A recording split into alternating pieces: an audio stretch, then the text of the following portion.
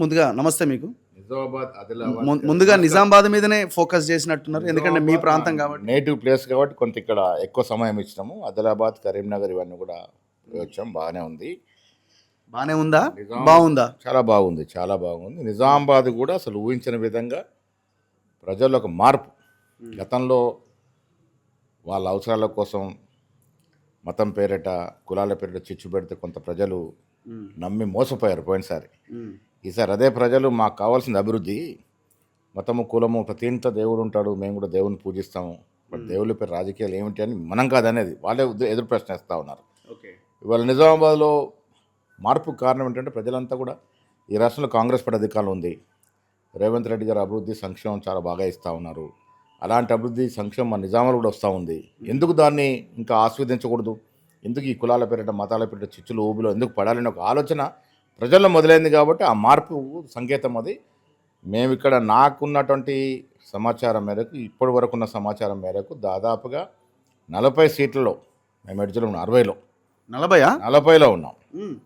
ఒక మీకే 40 వస్తే బీజేపీకి ఎన్ని రావాలా, ఎంఐఎంకి ఎన్ని రావాలా? బీజేపీ నాకు తెలిసి ఇప్పుడు 5 నుంచి 6 సీట్లు దాటదు. బీజేపీకి 5ఏనా? 5 నుంచి 6 సీట్లు దాటదు.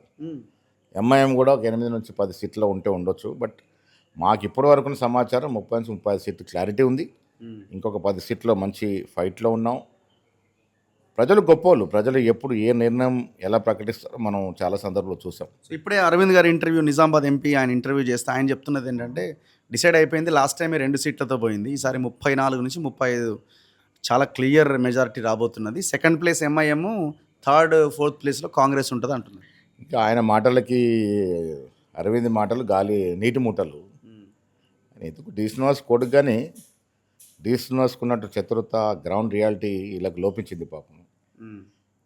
లాస్ట్ టైము ఇక్కడ కార్పొరేట్ సీటు గెలడానికి బీజేపీ గొప్పతనము, అరవింద్ గొప్పతనం కాదు.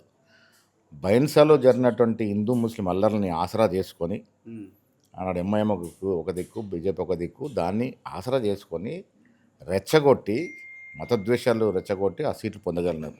ప్రాక్టికల్ అది గ్రౌండ్ రియాలిటీ కాదు. అప్పుడు అది మోసపోయామని ప్రజలు లేటుగా గ్రహించారు.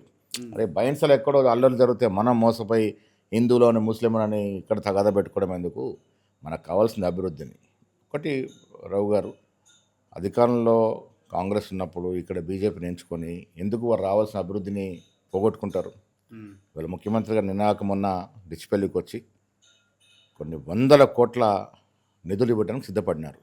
అలాంటి అవకాశాన్ని ఎందుకు దీన్ని దూరం చేసుకుంటారు? ఇంకోటి, మేము అధికారంలోకి వచ్చిన తర్వాత నిజామాబాద్ జిల్లాలో అభివృద్ధి జరిగిందంటే నిజామాబాద్ కాంగ్రెస్ హయాంలోనే. ఆనాటి యూనివర్సిటీ తీసుకొచ్చాం రాజశేఖర రెడ్డి గారు ముఖ్యమంత్రి ఉన్నప్పుడు. మెడికల్ కళాశాల తీసుకొచ్చాం సుదర్శన్ రెడ్డి గారు, కిరణ్ కుమార్ రెడ్డి గారి నాయకత్వంలో. మొన్న నేను పీసీ అధ్యక్షుడు అయిన తర్వాత 35 ఏళ్ల చిరకాల కోరిక ఇంజనీరింగ్ కళాశాల తీసుకొచ్చాం. క్లాసులు మొదలైనాయి. నిన్నగాక మొన్న 3 వ్యవసాయ కళాశాలలు ఈ రాష్ట్రంలో వేస్తే ఒక నిజామాబాద్ తీసుకురాగలిగినాం. దాదాపు 600 కోట్ల రూపాయల మేరకు రోడ్ల నిర్మాణం జరుగుతూ ఉంది. భీమ్గల్ నుంచి బాసర్ వరకు, బాల్కొండ నుంచి బాన్స్వాడ వరకు రోడ్ల నిర్మాణం జరుగుతూ ఉంది. గెస్ట్ హౌస్ నిర్మాణం జరుగుతూ ఉంది. ఇవాళ సంక్షేమము ప్రజలు రుచిగా ఆస్వాదిస్తున్నారు. సన్న బియ్యం అనేది ఒక విప్లవాత్మకమైనటువంటి కార్యక్రమం. ప్రజలు మనం ఏ గల్లీకైనా సన్న బియ్యం బాగా వస్తుంది. ఇందిరమ్మ ఇల్లు, ఉచితంగా విద్యుత్తు, దాదాపు 70% హౌస్ హోల్డ్స్ ఉచితంగా విద్యుత్తు పొందుతూ ఉన్నాయి. సో ఇలాంటి సంక్షేమం వచ్చేటప్పుడు సంక్షేమం ఇస్తున్నటువంటి పార్టీని కాదని రోజు నీ అవసరాల కోసం కులాలు మతాల మధ్య చిచ్చుపెట్టే పార్టీని ఎందుకు ఎంచుకుంటారు? ఏమొస్తుంది వాళ్ళకి ఎంచుకోవడం వల్ల? ప్రజల్లో స్పష్టమైన మార్పు కనబడుతూ ఉంది ఇక్కడ.